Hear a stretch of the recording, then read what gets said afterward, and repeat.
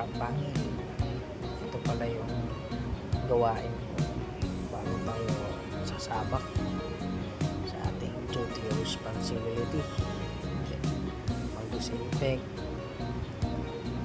proper hygiene, at suotin natin yung best natin para sa awareness, safety awareness.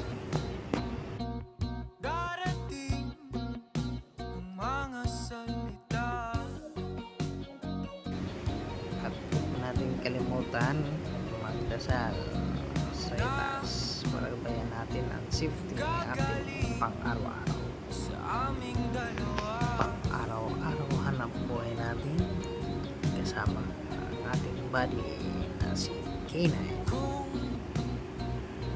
lumisan ka, Gel Sniffing Dog.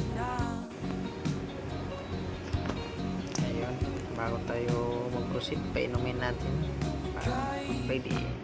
Let's go!